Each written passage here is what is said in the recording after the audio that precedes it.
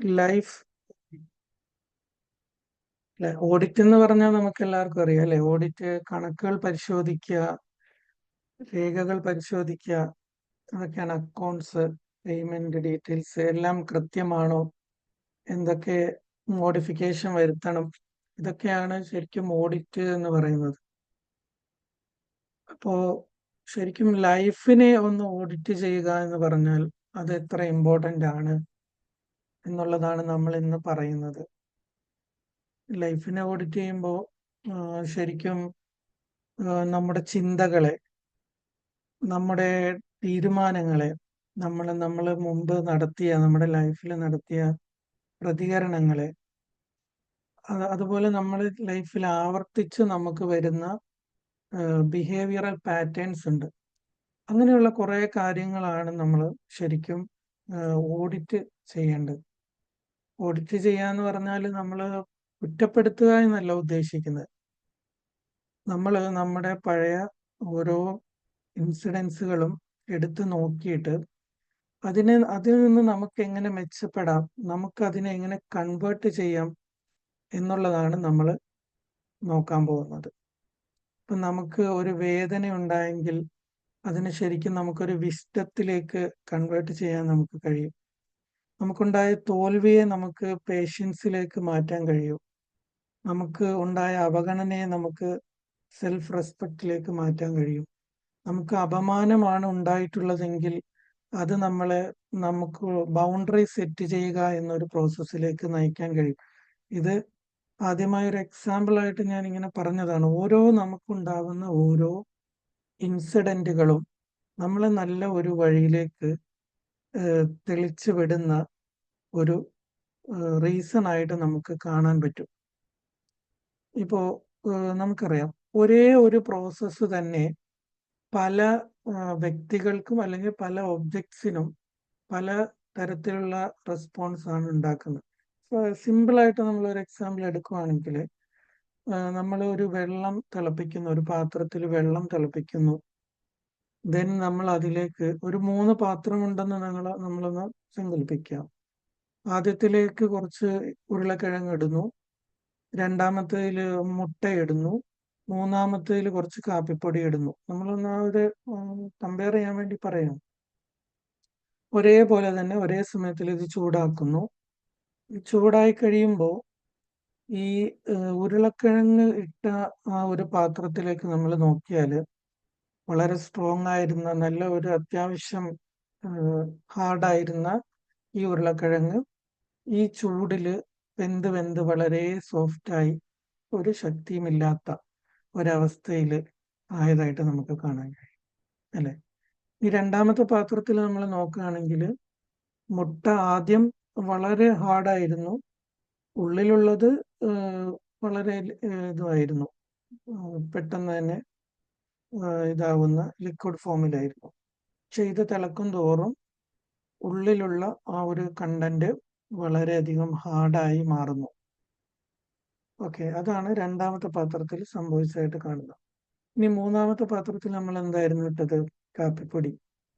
ആ പാത്രത്തിൽ സംഭവിക്കുന്നതെന്ന് പറഞ്ഞാൽ ആ പൊടി ആ വെള്ളത്തിനെ കൂടി നല്ലൊരു സ്മെല്ലും നല്ല ടേസ്റ്റുമുള്ള ഒരു ലിക്വിഡാക്കി മാറ്റി എന്നുള്ളതാണ്. അപ്പോൾ ഇതിന്ന് നമുക്ക് മനസ്സിലാകുന്നത് ഒരേ സിറ്റുവേഷൻ തന്നെ പല വസ്തുക്കൾക്കും അല്ലെ വ്യക്തികൾക്കും പല ഇമ്പാക്റ്റ് ആണ് ഉണ്ടാക്കുന്നത്. ഓക്കെ, അപ്പോൾ നമുക്കുണ്ടായ ഓരോ ഇൻസിഡന്റുകളും എടുത്തിട്ട് നമുക്കത് എങ്ങനെ ഗുണം ഉണ്ടാകുന്ന രീതിയിൽ, പ്രോഗ്രസ് ഉണ്ടാകുന്ന രീതിയിലേക്ക് നമുക്കത് മാറ്റിയെടുക്കാം എന്നാണ് നമ്മൾ ചിന്തിക്കേണ്ടത്. ഇപ്പോൾ നമ്മുടെ ലൈഫിൽ മുമ്പ് നമുക്ക് ഉണ്ടായ ഒരു ഫെയിലിയർ എടുക്കുക, നമുക്കത് ജസ്റ്റ് നമ്മുടെ മുന്നിലേക്ക് കൊണ്ടുവന്നിട്ട് നമ്മൾ അതിനെ ഒന്ന് ഒബ്സർവ് ചെയ്യാം. ശരിക്കും ഒരു കാര്യം ഉള്ളതെന്ന് വെച്ചാൽ, ഒബ്സർവ് ചെയ്യുമ്പോൾ ഒരിക്കലും നമ്മളായിട്ട് തന്നെ നിന്ന് ഒബ്സർവ് ചെയ്യരുത്. നമ്മൾ മറ്റൊരാളായിട്ട് നിന്ന് നമ്മുടെ ആ ഒരു സിറ്റുവേഷൻ നമ്മൾ കാണാൻ ശ്രമിക്കുക. അപ്പോൾ നമുക്കുണ്ടായിരുന്ന ചിന്തകൾ എന്തൊക്കെയായിരുന്നു, അതിന് മെറ്റാകോഗ്നിറ്റീവ് തിങ്കിങ് എന്ന് പറയുന്ന ഒരു ഇത് തന്നെ ഉണ്ട്, സബ്ജക്റ്റ് തന്നെ ഈ വിഷയത്തിലുണ്ട്. വളരെ ഡീറ്റെയിൽഡ് ആയിട്ട് സ്റ്റഡി നടത്താനുള്ള ഒരു വിഷയമാണ്. നമ്മൾ എന്താണ് ചിന്തിക്കുന്നത് എന്ന് നമുക്ക് ഒബ്സർവ് ചെയ്ത് അതിനെ ട്രേസ് ചെയ്തെടുക്കുന്ന ഒരു പ്രോസസ്സാണ്. അപ്പൊ നമുക്കിത് കഴിഞ്ഞ കാല എക്സ്പീരിയൻസുകളെ ഏതെങ്കിലും ഒന്ന് സെലക്ട് ചെയ്തിട്ട് നമുക്കത് ചെയ്യാൻ കഴിയും. കാരണം നമ്മൾ നമ്മൾ അന്ന് നമ്മൾക്ക് എന്ത് മൈൻഡ് സ്റ്റേറ്റ് ആയിരുന്നു എന്ന് നമുക്ക് അതിൽ നിന്ന് മനസ്സിലാക്കാൻ കഴിയും. നമ്മൾ ഇപ്പോ നമ്മളങ്ങനെ മറ്റൊരാളായിട്ട് ചിന്തിക്കണമെന്ന് പറയാൻ കാര്യം നിങ്ങൾക്കെല്ലാം അറിയാം. നമ്മുടെ ഒരു സുഹൃത്തിന് ഒരു പ്രശ്നം വന്നാൽ നമ്മൾ നല്ല രീതിയിൽ സജസ്റ്റ് ചെയ്യും, അല്ലെ? അങ്ങനെ എത്രയോ അനുഭവങ്ങൾ നമുക്കുണ്ട്. നമ്മളോട് അവരെ ഡിസ്കസ് ചെയ്യാൻ വരും, നമ്മൾ അവർക്ക് നല്ല സൊല്യൂഷൻസ് കൊടുക്കും, നല്ല ഓപ്ഷൻസ് പറഞ്ഞു കൊടുക്കും. പക്ഷേ നമ്മുടെ സ്വന്തം ലൈഫിൽ ഒരു കാര്യം വരുമ്പോൾ നമുക്ക് അതുപോലെ ഒരു നല്ല ഒരു ഡിസിഷൻ എടുക്കാൻ കഴിയാറില്ല. അങ്ങനെയാണ് നമുക്ക് പല ഫെയിലിയറുകളും വന്നിട്ടുള്ളത്. അപ്പൊ ശരിക്കും അതിൽ സംഭവിക്കുന്നത് എന്താന്ന് വെച്ചാല്, നമ്മുടെ ബ്രെയിൻ എന്ന് പറയുമ്പോൾ അതിൽ പ്രീഫ്രണ്ടൽ കോർട്ടെക്സ് എന്ന് പറയുന്ന ഒരു പാർട്ടുണ്ട്. അവിടെയാണ് നമ്മുടെ ലോജിക്ക്, നമ്മുടെ ബുദ്ധിപരമായ നമ്മുടെ തീരുമാനങ്ങൾ, ചിന്ത, ഇതൊക്കെ ഇരിക്കുന്ന ഒരു പാർട്ടാണ് പ്രീഫ്രണ്ടൽ കോർട്ടെക്സ്. നമ്മൾ സാവധാനം സമാധാനത്തിൽ ആലോചിച്ച് ഡിസിഷൻ എടുക്കുന്ന സമയത്തൊക്കെ ഈ പ്രീഫ്രണ്ടൽ കോർട്ടെക്സ് ആണ് വർക്ക് ചെയ്യുന്നത്. എന്നാൽ നമുക്ക് നമ്മുടെ ഉള്ളിൽ തന്നെ, നമ്മുടെ ബ്രെയിനിന്റെ ഉള്ളിൽ തന്നെ ലിംബിക് സിസ്റ്റം എന്ന് പറയുന്ന ഒരു സംഭവം കൂടി വെച്ചിട്ടുണ്ട്. അതെന്ന് പറഞ്ഞാൽ ശരിക്കും നമ്മുടെ ഇമോഷണൽ ആയിട്ടുള്ള കാര്യങ്ങളാണ്. പ്രധാനമായിട്ടും നമ്മുടെ സേഫ്റ്റി, അതിനു വേണ്ടി വർക്ക് ചെയ്യുന്ന ഒരു സിസ്റ്റമാണ്. ഈ അമിഗ്ഡാല എന്നൊക്കെ പറയുന്ന പാർട്ട് ഈ ബ്രെയിനിന്റെ ഈ ലിംബിക് സിസ്റ്റത്തിലാണ് ഉള്ളത്. അത് നമുക്കറിയാം. സിമ്പിളായിട്ട് പറഞ്ഞാൽ, നമ്മളിപ്പോ ഒരു തെരുവ് നായ ആക്രമിക്കാൻ വരികയാണ് നമ്മൾ നടന്നു പോകുമ്പോൾ, അല്ലെ? നമുക്കപ്പോ ഈ ഒരു സിസ്റ്റം ആക്ടിവേറ്റ് ആകുന്നതുകൊണ്ടാണ് പെട്ടെന്ന് തന്നെ നമുക്ക് റെസ്പോണ്ട് ചെയ്യാൻ, അതിനെ അതിൽ നിന്ന് മാറിപ്പോവുകയോ അല്ലെങ്കിൽ അതിനെ നമുക്ക് കല്ലെറിഞ്ഞിട്ട് രക്ഷപ്പെടുക, എന്താന്ന് വെച്ചാൽ നമുക്ക് ആ സമയത്ത് പെട്ടെന്ന് തന്നെ റെസ്പോണ്ട് ചെയ്യാൻ കഴിയുന്നത് ഈ ഒരു ലിംബിക് സിസ്റ്റത്തിന്റെ ഒരു റെസ്പോൺസാണ്. ഇതിനകത്തൊരു കാര്യമുള്ളതെന്ന് വെച്ചാല്, ഈ ഒരു സിസ്റ്റം വർക്ക് ചെയ്യുന്നത് നമ്മുടെ സേഫ്റ്റി ഓറിയന്റഡ് ആയിട്ടാണ്. നമ്മൾ എത്രത്തോളം നമ്മൾ സേഫ് ആകണം, കംഫർട്ട് ആയിരിക്കണം എന്ന് ആഗ്രഹിക്കുന്നു ഈ ലിംബിക് സിസ്റ്റം. അപ്പോൾ ഈ ലിംബിക് സിസ്റ്റം നമുക്ക് എസ്കേപ്പ് ആകാൻ, നമുക്ക് രക്ഷപ്പെടാൻ മാത്രമുള്ള ഒരു സംവിധാനമാണ്. പക്ഷേ ഇതിലേക്ക് റോങ് ആയിട്ട് മെസ്സേജ് പോകുന്ന ചില സാഹചര്യങ്ങൾ നമുക്ക് വരും. ആ സമയത്താണ് നമ്മൾ ഈ പ്രീഫ്രണ്ടൽ കോർട്ടെക്സ് ഉപയോഗിച്ച് യുക്തിപരമായ തീരുമാനമെടുക്കാതെ ഈ ഇമോഷണൽ ആയിട്ട് നമ്മൾ തീരുമാനമെടുക്കുകയും പ്രതികരിക്കുകയും ചെയ്യുന്നത്. ഇപ്പൊ നമുക്കറിയാം, നമ്മൾ ഒരു വളരെ എന്താ പറയാ, പെട്ടെന്ന് പ്രതികരിച്ചു എന്ന് വെക്കുക. നമ്മുടെ ഇപ്പോൾ സ്റ്റുഡൻസ് ആണെങ്കിൽ പാരൻസിനോട്, അല്ലെങ്കിൽ പാരൻസ് കുട്ടികളോട്, അങ്ങനെ നമ്മൾ കുറച്ച് കഴിഞ്ഞ് നമ്മൾ ആലോചിക്കുമ്പോൾ, എന്തിനാണ് ഞാൻ അങ്ങനെ ബിഹേവ് ചെയ്തത്, ഞാൻ എന്തിനാണ് അങ്ങനെ പറഞ്ഞത്, എന്തുകൊണ്ടാണെന്ന് നമുക്ക് അതിന്റെ ഒരു റീസൺ, അതിന്റെ പിന്നിലുള്ള എക്സ്ക്യൂസ് നമുക്ക് ചിലപ്പോൾ പിടികിട്ടണമെന്നില്ല. കാരണം ആ സമയത്ത് നമ്മൾ വർക്ക് ചെയ്ത് നമ്മുടെ ബ്രെയിനിന്റെ ഈ ലിംബിക് സിസ്റ്റമാണ് നമ്മൾ വർക്ക് ചെയ്തിട്ടുള്ളത്. അതിന്റെ കൂടെ തന്നെ നമ്മൾ ആ ഒരു ഇമോഷണലായിട്ട് ചിന്തിക്കുന്ന സമയത്ത് കോർട്ടിസോൾ എന്ന് പറയുന്ന ഹോർമോൺ, അതുപോലെ അഡ്രിനാലിൻ എന്ന് പറയുന്ന ഹോർമോൺ, ഇതൊക്കെ നമുക്ക് റിലീസാവും. ഇതൊക്കെ റിലീസ് ആവുന്നതെന്ന് പറഞ്ഞാൽ, നേരത്തെ ഞാൻ പറഞ്ഞ പോലെ ഈ നമുക്ക് രക്ഷപ്പെടാനുള്ള സാഹചര്യങ്ങൾക്ക് വേണ്ടിയാണ് ശരിക്കും ഈ ഒരു ഹോർമോൺസ് ഒക്കെ വെച്ചിട്ടുള്ളത്. പക്ഷേ ഇത് നമ്മൾ റിലാക്സ്ഡ് ഒരു സ്റ്റേറ്റിലല്ല, നമ്മൾ കാം ആൻഡ് ക്വയറ്റ് അല്ല എന്നുള്ള അവസ്ഥയിൽ നമ്മൾ റെസ്പോണ്ട് ചെയ്യുമ്പോൾ ഈ ഒരു ഹോർമോൺസിന്റെ ഒരു കെമിക്കൽ റിയാക്ഷൻ നടക്കുന്ന ഒരു സ്റ്റേറ്റിലായിരിക്കും നമ്മൾ റെസ്പോണ്ട് ചെയ്യുക. അപ്പോ ശരിക്കും നമുക്ക് നമ്മുടെ കൺട്രോളിലല്ല, നമുക്ക് പിന്നീട് അത് റിഗ്രറ്റ് ചെയ്യാൻ മാത്രമേ കഴിയൂ. സോ അപ്പൊ നമ്മൾ മനസ്സിലാക്കേണ്ടത്, ഈ കോർട്ടിസോൾ എന്നൊക്കെ പറയുന്നത് ശരിക്കും നമ്മൾ ആവശ്യത്തിലധികം പ്രൊഡ്യൂസ് ചെയ്താൽ വളരെ കാലം നമ്മുടെ ബോഡിയിൽ അത് നിൽക്കുമെന്നാണ് പറയുന്നത്. അത് പല രോഗങ്ങളിലേക്കും പല അൺഹെൽത്തി ആയിട്ടുള്ള സിറ്റുവേഷനിലേക്കും നമ്മളെ നയിക്കാൻ സാധ്യതയുണ്ടെന്നാണ് മെഡിക്കൽ സയൻസ് പറയുന്നത്. അപ്പോൾ ഇങ്ങനെയുള്ള ഈ ഒരു സിറ്റുവേഷൻ നമുക്ക് വരുന്നുണ്ടെങ്കിൽ നമ്മൾ അതിനെ അനലൈസ് ചെയ്യുക. ഓക്കെ, ഞാൻ എന്തുകൊണ്ട് ആ ഒരു സിറ്റുവേഷനിലേക്ക് പോയി എന്ന് നമ്മൾ അനലൈസ് ചെയ്യുക. ഇപ്പോ നമുക്കറിയാം, നമ്മൾ തെറ്റായി എടുത്ത പല ഡിസിഷനും ഓർത്തു നോക്കുകയാണെങ്കിൽ ഈ അഡ്രിനാലിൻ റഷ് അല്ലെങ്കിൽ കോർട്ടിസോൾ റഷ് ഉണ്ടായ സമയത്ത് നമ്മൾ എടുത്ത തീരുമാനങ്ങളായിരിക്കും. അല്ലാതെ നോർമലായിട്ട് നമ്മൾ എടുത്ത തീരുമാനങ്ങളിൽ 99% നമുക്കൊരു ഫെയിലിയർ വരാൻ സാധ്യതയില്ല. അപ്പൊ നമ്മളിവിടെ മനസ്സിലാക്കേണ്ടതെന്ന് പറഞ്ഞാല് നമ്മൾ എങ്ങനെ ഈ ഒരു സ്റ്റേറ്റ് നമുക്ക് ഇനി അങ്ങോട്ടുള്ള ലൈഫിൽ ഉണ്ടാവാതിരിക്കാൻ നമുക്ക് ശ്രദ്ധിക്കാം. ഇപ്പോൾ ഏതൊരു വിഷയമാണെങ്കിലും ഇന്ന പ്രോബ്ലം എന്നെടുത്ത് സോൾവ് ചെയ്യുന്നേക്കാൾ അതിന്റെ റൂട്ട് കോസ്, അതിന്റെ റൂട്ട് കണ്ടുപിടിച്ച് അതിൽ വർക്ക് ചെയ്യുക എന്നുള്ളതാണ് നമ്മൾ ചെയ്യേണ്ട ഏറ്റവും പ്രധാനപ്പെട്ട കാര്യം, അല്ലെ? അപ്പോ ഈ പറഞ്ഞ പോലെ നമുക്ക് കോർട്ടിസോൾ റിലീസ് ആകുന്നു, അല്ലെങ്കിൽ നമ്മുടെ ലിംബിക് സിസ്റ്റത്തിൽ നിന്ന് നമ്മൾ ചിന്തിക്കുന്നു, പ്രതികരിക്കുന്നു എന്ന് വരുമ്പോൾ അതിന്റെ റൂട്ട് കോസ്, അതിന്റെ ബേസ് എന്ന് പറയുന്നത് സത്യത്തിൽ നമ്മുടെ ഉള്ളിൽ നമ്മുടെ സബ് കോൺഷ്യസ് പറയുകയാണ് നമ്മൾ സേഫ് അല്ല, നമുക്കെന്തോ ഒരു അപകടം സംഭവിക്കാൻ വരുന്നു, നമ്മൾ ഡേഞ്ചർ സിറ്റുവേഷനിലാണ്. ഈ ഒരു തോട്ട് പ്രോസസ്സ് നമ്മുടെ മൈൻഡിൽ ഇങ്ങനെ കണ്ടിന്യൂസ് ആയിട്ട് വരുന്ന സമയത്താണ് ഈ പറഞ്ഞ ഒരു സ്റ്റേറ്റിലേക്ക് നമ്മൾ പോകുന്നത്. ഇപ്പോ ആ ഒരു സ്റ്റേറ്റ് നമുക്ക് വരുന്നു എന്ന് നമുക്ക് തോന്നിയാൽ അപ്പോൾ തന്നെ നമുക്ക് ചെയ്യാനുള്ള പല പല മെത്തേഡുകളുണ്ട്, പല ടൂൾസ് നമുക്ക് അതിന് ഉപയോഗിക്കാം. അതിൽപ്പെട്ടതാണ് നമ്മുടെ ബ്രീത്ത്, നമ്മൾ ഈ ശ്വാസം നമ്മൾ അനലൈസ് ചെയ്യുക എന്നുള്ളത്. വളരെ സീക്രട്ടുകൾ ഒളിഞ്ഞിരിക്കുന്ന ഒരു സംഭവമാണ് ഈ നമ്മുടെ ശ്വാസം എന്ന് പറയുന്നത്. നമുക്ക് ഇനിയുള്ള സെഷനുകളിലൊക്കെ നമുക്ക് ഓരോ കാര്യങ്ങളിലേക്കും ഡീറ്റെയിൽ ആയിട്ട് പോകാം. ഫണ്ടമെന്റൽ ആയിട്ട് ഒരു സ്ട്രാറ്റജിയിലാണല്ലോ നമ്മൾ വരുന്നത്. അതുകൊണ്ടാണ് ഇപ്പോൾ ജസ്റ്റ് അതിലേക്ക് സൂചിപ്പിക്കുന്നത് മാത്രം. നമ്മുടെ ഈ ശ്വാസം എന്ന് പറയുന്നത് നമ്മൾ ശ്രദ്ധിച്ചിട്ടുണ്ടോ? നമ്മൾ പാനിക് ആവുന്ന സമയത്ത് കൂടുതൽ സമയം നമ്മൾ ബ്രെത്ത് എടുക്കും, വളരെ ഫാസ്റ്റ് ആയിട്ട് നമ്മൾ ബ്രെത്ത് എടുക്കും.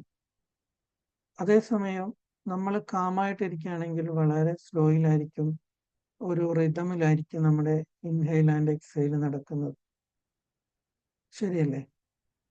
അപ്പോ നമ്മുടെ ഈ ബ്രെത്ത് നമ്മൾ അതിനെ ഒബ്സർവ് ചെയ്യുന്നതിലൂടെ, അത് കൺട്രോൾ ചെയ്യുന്നതിലൂടെ നമുക്ക് ആ ഒരു സേഫ് ആണെന്നുള്ള ഫീല് നമ്മുടെ മൈൻഡിന് കൊടുക്കാൻ കഴിയും.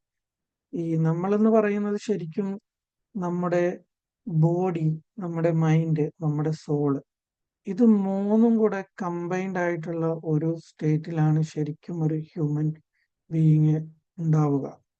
അപ്പോൾ ഇതിൽ ഏത് ഭാഗത്തിന് ഒരു ഇംബാലൻസ് വന്നിട്ടുണ്ടെങ്കിലും അത് മൊത്തത്തിൽ നമ്മുടെ ഒരു പെർഫോമൻസിനെ ബാധിക്കും. ബോഡിയിലാണെങ്കിൽ അത് ബോഡി സേഫ് അല്ല എന്നുള്ളത് നമ്മുടെ ആ മൊത്തം സിസ്റ്റത്തിനെ ബാധിക്കും.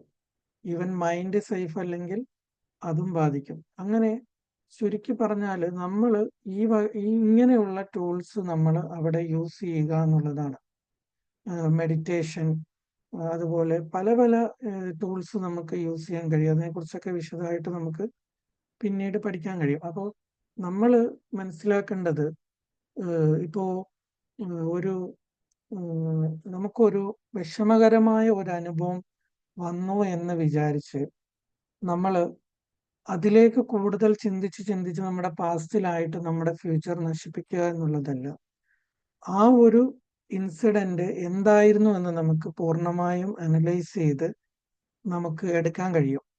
എന്നിട്ട് നമുക്ക് ആ ഇൻസിഡന്റിൽ പെട്ട എല്ലാ വ്യക്തികളോടും ഫൊർഗീവ്നെസ് കൊടുക്കുക, നമ്മൾ ആ സംഭവത്തോടും ആ വ്യക്തികളോടും ഫൊർഗീവ് ചെയ്ത് കൊടുക്കുക.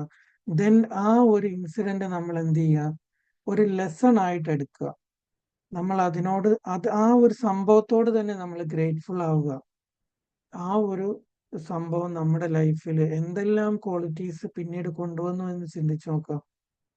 നമ്മളിപ്പോ ഓഫീസിൽ ഉണ്ടായ ഒരു ടോർച്ചറിങ്, അല്ലെങ്കിൽ വീട്ടിൽ ഉണ്ടായ ഒരു കോൺഫ്ലിക്റ്റ്, അങ്ങനെ പല സംഭവങ്ങളും ഒരുപക്ഷെ നമ്മൾ അറിയാതെ തന്നെ നമ്മുടെ സബ് കോൺഷ്യസിൽ നമുക്ക് പല ക്വാളിറ്റീസും കൊണ്ടുവന്നിട്ടുണ്ടാവും.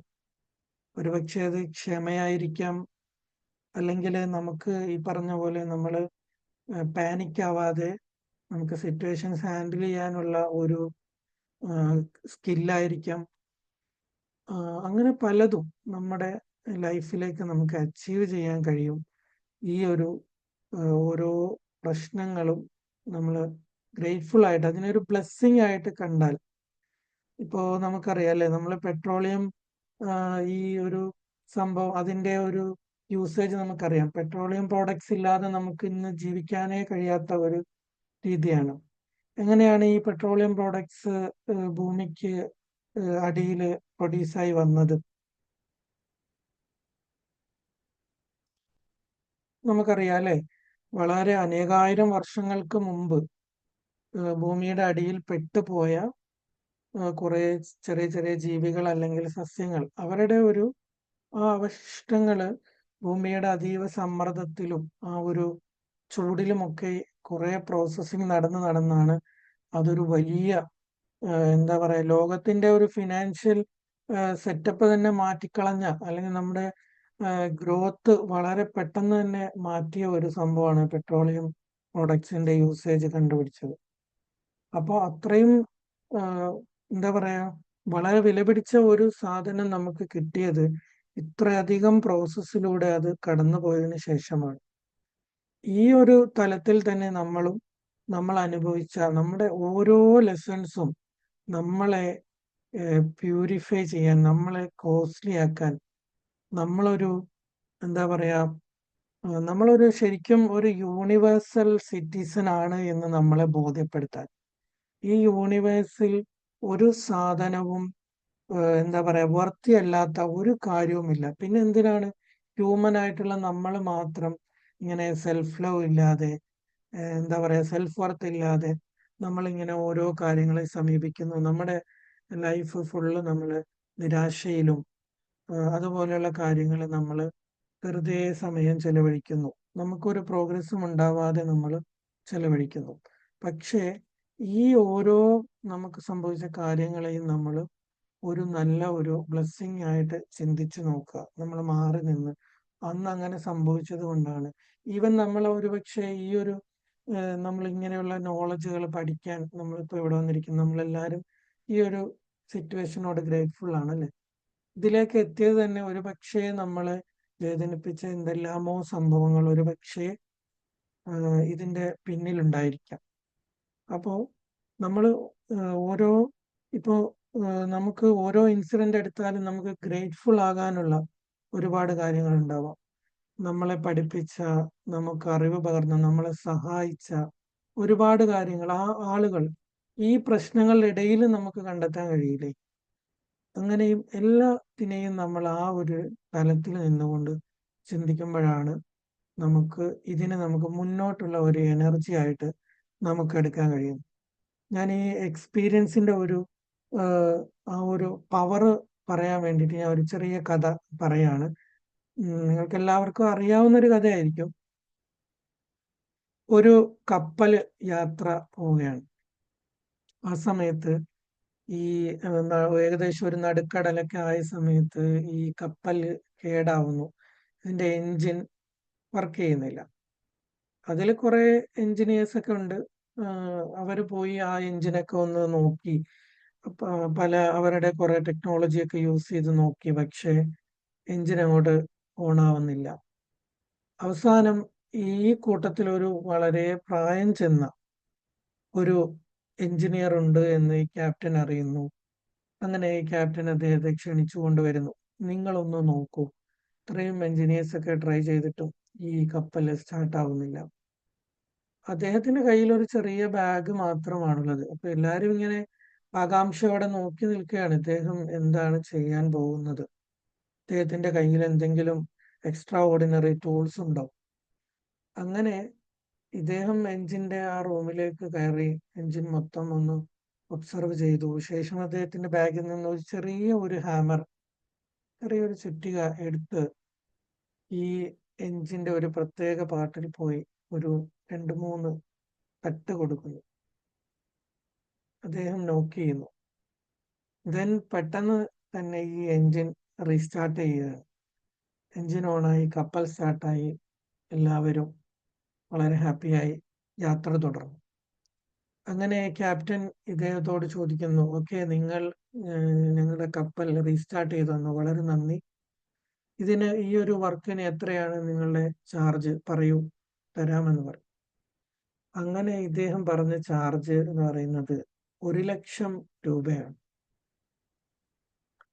അപ്പൊ ഈ ക്യാപ്റ്റൻ വളരെ ഈർഷ്യതയോടെ ഇദ്ദേഹത്തിനോട് ചോദിക്കുന്നുണ്ട്, നിങ്ങളിവിടെ എന്താണ് ചെയ്തതെന്ന് ഞങ്ങൾ കണ്ടു. ഒരു ചെറിയ ഹാമർ എടുത്ത് ആ എഞ്ചിനിലൊന്നു തട്ടി, അതിനാണോ നിങ്ങൾ ഈ 1,00,000 രൂപ ഫീസ് ചോദിക്കുന്നത്? അപ്പോ ഇദ്ദേഹം പറയുന്ന ഒരു മറുപടി ഉണ്ട്, ഓക്കെ, ശരിയാണ്, ഞാൻ ഹാമർ വെച്ച് ചെറിയൊരു തട്ട് ആ കപ്പലിന്റെ ആ എഞ്ചിനിൽ തട്ടി, അതിന് ഞാൻ വെറും 1 രൂപ നിങ്ങളോട് ചാർജ് വാങ്ങുന്നുള്ളൂ. ബാക്കി 99,999 രൂപയും ഞാൻ ഈടാക്കുന്നത് ആ തട്ട് ആ എഞ്ചിന്റെ ഏത് ഭാഗത്ത് കൊടുക്കണം എന്നുള്ള എന്റെ അറിവിനാണ്. ഓക്കെ, മനസ്സിലാവുന്നുണ്ടല്ലോ പോയിന്റ്? ദെൻ ഈ ക്യാപ്റ്റനും ആ കൂടിയിരുന്ന ആൾക്കാർക്കും ഒരു മറുപടിയുമില്ല. കാരണം അത്രയധികം ആളുകളും വലിയ നോളജ് ഉള്ള എഞ്ചിനീയേഴ്സും ശ്രമിച്ചിട്ടും അവർക്ക് ആകാതിരുന്ന ആ ഒരു പോയിന്റ്, ആ എഞ്ചിന്റെ ഏത് ഭാഗത്ത് തട്ടണം എന്നുള്ളത് അദ്ദേഹത്തിന്റെ വർഷങ്ങളായിട്ടുള്ള ആ ഒരു എക്സ്പീരിയൻസിൽ നിന്ന് അദ്ദേഹത്തിന് കിട്ടിയ ഒരു പവറാണ്. അതിനാണ് ആ പറഞ്ഞ അത്രയും ഫീസ് ആവശ്യപ്പെട്ടത്. സോ ഞാൻ പറഞ്ഞു വന്നത്, നമുക്ക് നമ്മുടെ അനുഭവങ്ങൾ ഒരിക്കലും അത് നമ്മളെ പിന്നോട്ട് നയിക്കാനുള്ള ഒരു കാര്യമല്ല. നമുക്ക് എന്തെല്ലാം അനുഭവങ്ങൾ ഉണ്ടായോ അതെല്ലാം നമ്മളെ മുന്നോട്ട് നയിക്കാനാണ്. സൂഫി ചിന്താഗതിയിലെ പ്രശസ്തനായ, നമ്മളൊക്കെ കോട്സ് ഇങ്ങനെ കാണാറുള്ളതാണ്, അദ്ദേഹത്തിന്റെ വളരെ പ്രശസ്തമായ കുറെ കോട്സുകളുണ്ട്. അതിലൊന്നാണ്, wound is the place where light enters you. നിങ്ങളുടെ ഹൃദയത്തിൽ ഉണ്ടായ മുറിവാണ് നിങ്ങളുടെ ഉള്ളിലേക്ക് വെളിച്ചം പ്രകാശിക്കാനുള്ള വഴി എന്ന് അദ്ദേഹം പറയുന്നുണ്ട്. അപ്പോ ആ മുറിവ് ഉണ്ടായാൽ മാത്രമേ നമ്മുടെ ഉള്ളിലേക്ക് വെളിച്ചം പ്രവേശിക്കൂ എന്നുള്ള ഒരു സാഹചര്യമാണെങ്കിൽ ആ മുറിവിനെ നമ്മൾ ഗ്രേറ്റ്ഫുൾ ആയിട്ട് തന്നെ, സന്തോഷത്തോടു കൂടി തന്നെ കാണുക എന്നുള്ളതാണ്. നമുക്ക് സൂമില് വളരെ കുറഞ്ഞ സമയം അലൗഡുള്ളൂ. നമുക്ക് കുറച്ചു നേരം നിങ്ങളെല്ലാവരോടും ഒന്ന് ഫീഡ്ബാക്ക് സംഭവങ്ങൾക്ക് വേണ്ടി ചെലവഴിക്കണമെന്ന് എനിക്കൊരാഗ്രഹമുണ്ട്. സോ ഞാനിങ്ങനെ വൈൻഡപ്പ് ചെയ്യുകയാണ്. നമുക്ക് ഇനിയും അടുത്ത സെഷനുകളിൽ ഇതിന്റെ ബാക്കി കാര്യങ്ങളൊക്കെ ഡിസ്കസ് ചെയ്യാം. ഇത് തുടർച്ചയാണ്. നമ്മൾ ഓർക്കുക, സെൽഫ് ലവ്, ഗ്രാറ്റിറ്റ്യൂഡ്, ഫോർഗീവ്നെസ്, അതുപോലെ ലിമിറ്റിംഗ് ബിലീഫ്സിനെ നമ്മൾ മാറ്റി എഴുതുക, അങ്ങനെ തുടങ്ങിയ ഒരുപാട് ഫണ്ടമെന്റൽ ആയിട്ടുള്ള കാര്യങ്ങൾ നമ്മൾ പറഞ്ഞതിന് ശേഷമാണ് ഈ സെഷനിലേക്ക് വന്നത്. സോ ഇതെല്ലാം എല്ലാ കാര്യങ്ങളിലും ഉപയോഗിക്കാനുള്ളതാണ്. ഈ ഫോർഗീവ്നെസ്സും ഗ്രാറ്റിറ്റ്യൂഡും ഇതെല്ലാം നമുക്ക് എപ്പോഴും നമ്മുടെ കൂടെ തന്നെ ഉണ്ടാവേണ്ട കാര്യങ്ങളാണ്. അതാരും മറക്കരുത്. കാരണം അതിന്റെ ബേസിലാണ്, ഫൗണ്ടേഷനിലാണ് നമുക്ക് ട്രാൻസ്ഫോം ചെയ്ത് പോകാനുള്ളത്. അപ്പൊ ഏത് കാര്യം എടുത്താലും ഈ ഒരു പ്രോസസ്സുകളെല്ലാം നിങ്ങൾ അതിന്റെ ഒപ്പം തന്നെ ചെയ്തു കൊണ്ടുവരണം. അതാണ് പറയാനുള്ളത്. ഓക്കെ, ഇനി അൺമ്യൂട്ട് ചെയ്ത് നിങ്ങൾക്ക് ഫീഡ്ബാക്ക് പറയാൻ വേണ്ടിയുള്ള സമയമാണ്. പറയാൻ കഴിയുന്നവരൊക്കെ അൺമ്യൂട്ട് ചെയ്ത് വന്നാൽ അതെനിക്കുള്ള ഒരു എനർജി ആയിരിക്കും. Okay, thank you.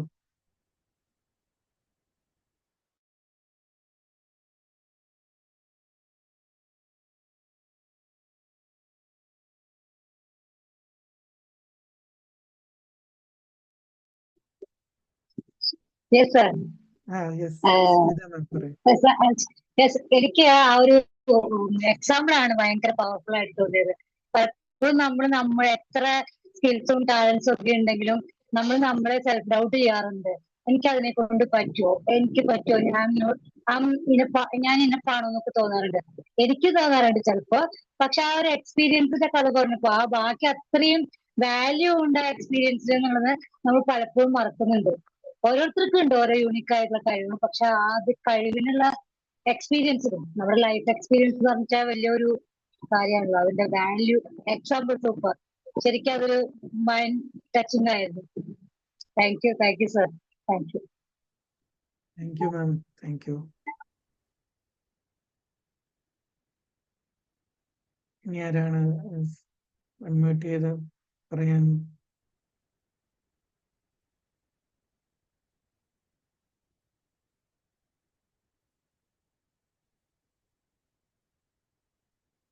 Okay, Jisha ma'am feedback മെസ്സേജിലൂടെ അയക്കുന്നുണ്ട്. മിനി മാം പറയുന്നുണ്ട്.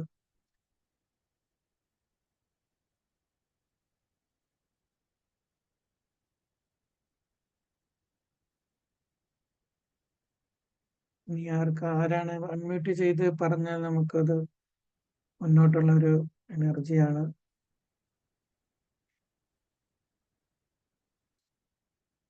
ആരെങ്കിലും പറയാൻ റെഡിയാണെങ്കിൽ അൺമ്യൂട്ട് ചെയ്യാം. ബെസ്സി മാം പറയൂ. യെസ്. സാറ് പറഞ്ഞില്ലേ wound is the place enters the light എന്ന്. യെസ്. അത് വളരെ ഒരു ഒരു എന്താ പറയാ മീനിങ്ഫുൾ ആയിട്ടുള്ള ഒരു സ്റ്റേറ്റ്മെന്റ് ആണ്. എവിടെ എവിടെ നമുക്ക് മുറിവുകൾ ഉണ്ടാവുന്നു അവിടെ പ്രകാശം വരുന്നു അല്ലേ. അത് നമ്മുടെ ജീവിതത്തിൽ എന്ന് പറഞ്ഞാൽ നമ്മൾ കൂടുതലും ഫോർഗീവ്നെസ്സും ഗ്രാറ്റിറ്റ്യൂഡും എക്സ്പ്രസ് ചെയ്യുമ്പോഴാണ് ഈ ഒരു ഫീൽ നമുക്ക് വരുന്നത്. യൂഷ്വലി നമ്മൾ ഹ്യൂമൻ ബീങ്സ് എല്ലാം പല പല എക്സ്പീരിയൻസസ് കൂടെ കടന്നു പോയിട്ടുള്ളവരാണ്. ഈവൻ എന്താ പറയാ, ഒരു സാർ പറഞ്ഞില്ലേ ഒരു സിറ്റുവേഷൻ തന്നെ പലർക്കും പല രീതിയിലാണ് അത് ഫീൽ ചെയ്യുന്നത്. അപ്പൊ അത്രയും നമുക്ക് ഈ ഇങ്ങനത്തെ ഉള്ള ടഫായിട്ട് ഹാർഡായിട്ടുള്ള സിറ്റുവേഷൻസ് നമുക്ക് തരുന്നത് ശരിക്കും പറയാൻ ഒരു ട്രയലാണ് നമ്മുടെ ലൈഫിനെ എന്താ പറയാ പ്യൂരിഫൈ ചെയ്യാനും പിന്നെ മുന്നോട്ട് നമുക്ക് ബോൾഡായിട്ട് ട്രാവൽ ചെയ്യാനും ഒക്കെയുള്ള ഒരു ഒരു ശരിക്കും പറയാൻ അതിനുള്ള ഒരു പാത്താണ് എന്നാണ് ഞാൻ വിശ്വസിക്കുന്നത്. പിന്നെ സാറ് പറഞ്ഞ ഈ എക്സാമ്പിളില് നമ്മൾ പറഞ്ഞില്ല നമ്മൾ എന്ത് ചെയ്യുമ്പോഴും ജീവിതത്തിൽ ഏത് പ്രതിസന്ധികൾ വരുമ്പോഴും നമ്മൾ അതിനെ ഓവർകം ചെയ്യാനായിട്ടൊരു എന്താ മെഡിറ്റേഷന്റെ കാര്യം പറഞ്ഞായിരുന്നല്ലോ. മെഡിറ്റേഷൻ ഒരു നല്ലൊരു ഇതാണ്. പിന്നെ ഡീപ് ബ്രത്ത് എടുക്കുക. ആ ഡീപ് ബ്രത്ത് എടുക്കുമ്പോൾ തന്നെ നമുക്ക് കുറച്ചൊരു റിലീഫ് കിട്ടും. നമ്മുടെ എല്ലാ സ്ട്രെസ്സിൽ നിന്നൊക്കെ നമുക്കൊരു നല്ലൊരു റിലീഫ് കിട്ടും. പിന്നെ എന്താ പറയാ സ്ട്രഗിൾസിനെയൊക്കെ ഓവർകം ചെയ്യാൻ നമ്മൾ കൂടുതലും കോൺഫിഡന്റ് ആകാനും കൂടുതലും നമുക്ക് ജീവിതത്തിലേക്ക് റിഫോർമേഷൻ ഉണ്ടാവാനും ഇത് സഹായിക്കട്ടെ എന്ന് എന്താ പറയാ സാറിന് അതിനുള്ള ഞാൻ ഗ്രാറ്റിറ്റ്യൂഡ് എക്സ്പ്രസ് ചെയ്യുന്നു. പിന്നെ നമ്മൾ ആരായി തീരുന്നു അല്ലെ, നമുക്ക് എന്താ ഇങ്ങനെ സത്യം പറയാൻ ഞാനിപ്പം ഈ അടുത്തിടയ്ക്കാണ് വിംബിൾ അക്കാഡമിയിൽ ജോയിൻ ചെയ്തത്. അത് എൻ്റെ ഒരു ഫ്രണ്ട് മുഖേനയാണ്. ഞാൻ എന്നും still I express my gratitude to her. ഞാൻ ആര് മുഖേനയാണോ ഇതിലെത്താൻ പറ്റിയത്, ഒരുപാട് സെഷൻസ് അറ്റൻഡ് ചെയ്യാൻ പറ്റിയത്, ഞാൻ ആ ആളിനെയാണ് എപ്പോഴും ഓർക്കുന്നത്. അവർക്കും അവരുടെ ഫാമിലിക്കും വേണ്ടി ഞാൻ പ്രാർത്ഥിക്കും എന്നും. കാരണം അല്ലെങ്കിൽ ഇപ്പൊ തന്നെ ഞാൻ സാറിന്റെ ഫ്രണ്ടിൽ ഇരിക്കുന്നു. ഇങ്ങനെ ഒരു ക്ലാസ് എനിക്ക് കാണാനും സാറിനെ പരിചയപ്പെടാനും പറ്റിയത് എന്തുകൊണ്ടാണ്? ആ ഒരു വ്യക്തി മുഖേനയാണ് അല്ലെ. അപ്പം നമുക്ക് ദൈവം ജീവിതത്തിൽ ഓരോരോ സാഹചര്യങ്ങൾ കൊണ്ടുതരും. നമ്മൾ എന്താ എങ്ങോട്ട് പോകണം, എങ്ങനെ നമ്മൾ ആയിത്തീരണം എന്നൊക്കെ തന്നെ. ഇപ്പം തന്നെ കുറേ കാര്യങ്ങൾ ഞാൻ കുറെ നാളിന് മുമ്പേ ആഗ്രഹിച്ച ഒരുപാട് കാര്യങ്ങൾ ഇപ്പൊ എന്റെ ജീവിതത്തിലേക്ക് വന്നിട്ടുണ്ട്. ഇങ്ങനത്തെ സെഷൻസ് കേൾക്കാനും കൂടുതൽ അതിനെപ്പറ്റി തിങ്ക് ചെയ്യാനും മെഡിറ്റേറ്റ് ചെയ്യാനും ഒക്കെ ഉള്ള ഒരു ഓപ്പർച്യൂണിറ്റി തന്നു. ഇപ്പൊ സാറിന്റെ ക്ലാസ് ഒരു just like A beginning, it was very wonderful. I know that when I express my sincere gratitude to you. Okay, thank you, sir. Thank you so much, Bessie ma'am. അതാണ് നമ്മുടെ സെഷനിൽ പറഞ്ഞ പോലെ മാം അത് സൂചിപ്പിച്ച പോലെ നമ്മളെ മുന്നേ ഉണ്ടായ എന്തോ വിഷമങ്ങളാ ഒരുപക്ഷെ നമ്മളെ ആ കംഫർട്ട് സോണിൽ നിന്ന് നമുക്ക് നമ്മളെ പുറത്ത് ചാടിക്കാനുള്ള റീസണുകളായിരുന്നു, നമ്മുടെ പ്രോഗ്രസ്സിനുള്ള ഒരു വഴിയായിരുന്നു എന്ന് നമ്മൾ മനസ്സിലാക്കുമ്പോൾ ആ സംഭവങ്ങളോടും എല്ലാം നമ്മൾ ഗ്രേറ്റ്ഫുൾ ആവും. ഓൾറെഡി നമുക്ക് സഹായിച്ച നമ്മളെ, ഇപ്പൊ മാം പറഞ്ഞു മാമിനെ ലിങ്ക് കൊടുത്ത അല്ലെങ്കിൽ മാമിനെ ഈ ഒരു സംവിധാനത്തിലേക്കൊക്കെ എത്തിച്ചു വന്ന ഓരോരുത്തർക്കും മാം ഇപ്പോഴും ഗ്രേറ്റ്ഫുൾ ആണ്, ഗ്രാറ്റിറ്റ്യൂഡ് കൊടുക്കുന്നു.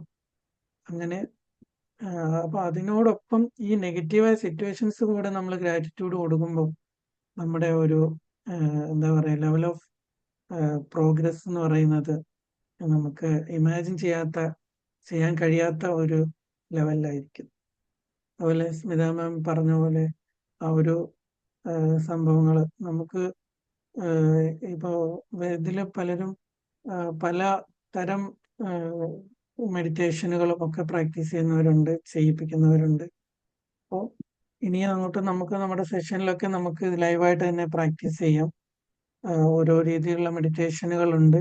അതൊക്കെ നമുക്ക് നമ്മുടെ ലൈഫിന്റെ ഒരു ഭാഗമാക്കുമ്പോൾ നമ്മൾ രാവിലെ നമ്മൾ പ്രവൃത്തി പദത്തിലേക്ക് ഇറങ്ങുന്നത് തന്നെ ഇത്തരം റീചാർജ് ചെയ്ത ഒരു എന്താ പറയുക ഒരു പരിച അണിഞ്ഞ ഒരു അവസ്ഥയിലായിരിക്കും. സോ അപ്പം പുറത്തു നടക്കുന്ന ഒരു ഇൻസിഡൻസ് നമ്മളെ ഒരു രീതിയിലും ബാധിക്കാത്ത രീതിയിലുള്ള ഒരു പവർഫുൾ ലൈഫ് സ്റ്റൈലിലേക്ക് നമുക്ക് മാറാൻ കഴിയും. ഓക്കെ, ഇനി ആർക്കെങ്കിലും പറയാനുണ്ടോ? പറയാൻ നമ്മുടെ സെഷൻ ടൈം ഔട്ട് ആവാൻ ഇനി 2 മിനിറ്റും കൂടെ ഉള്ളൂ. ആർക്കെങ്കിലും പറയാനുണ്ടെങ്കിൽ പറയാം. വന്ന എല്ലാവർക്കും മൈ സിൻസിയർ ഗ്രാറ്റിറ്റ്യൂഡ്. ഫീഡ്ബാക്ക് പറഞ്ഞവർക്കും വോയിസ് ആയിട്ട് പറഞ്ഞവർക്കും ടെക്സ്റ്റിൽ അയച്ചവർക്കും ഇവിടെ പങ്കെടുത്ത എല്ലാ ഓരോരുത്തർക്കും മൈ സിൻസിയർ ഗ്രാറ്റിറ്റ്യൂഡ്. ഓക്കെ, ഇനി ആരും നെക്സ്റ്റ് വീക്കിലെ കാണോ? നെക്സ്റ്റ് സൺഡേയിലും കാണത്തില്ലേ?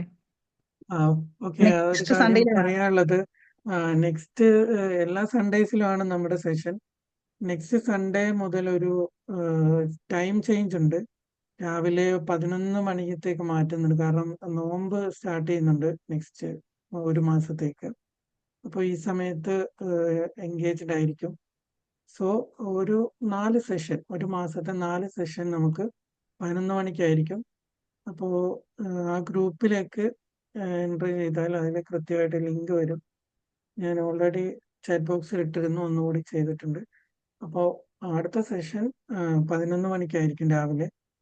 എല്ലാവർക്കും കൺവീനിയന്റ് ആവുമെന്ന് വിചാരിക്കുന്നു, സൺഡേ ആയതുകൊണ്ട്. സോ ഒരു 4 സെഷൻ സൺഡേ രാവിലെ ആയിരിക്കും. നമ്മുടെ പള്ളിയിലൊക്കെ പോയിട്ട് വരും. എന്തായാലും 11 മണിയാകുമ്പോഴത്തേന് കയറാൻ തോന്നുന്നു. ഓക്കെ ഓക്കെ രാവിലെ പള്ളിയിൽ പോകും. ഓക്കെ, നല്ല ഇൻട്രസ്റ്റിംഗ് ആയിരുന്നു സാർ. എനിക്ക് ഇങ്ങനത്തെ ക്ലാസ്സുകളൊക്കെ ഭയങ്കര ഇൻട്രസ്റ്റിംഗ് ആണ്. മാക്സിമം എന്താ പറയാ ഓപ്പർച്യൂണിറ്റീസ് കിട്ടുമ്പം അത് എക്സ്പ്ലോർ ചെയ്യാൻ ഞാൻ നോക്കും. Okay, very nice. Okay, thank you all. Thank you sir. See you. Thank you. Okay. Good night. Night. Okay.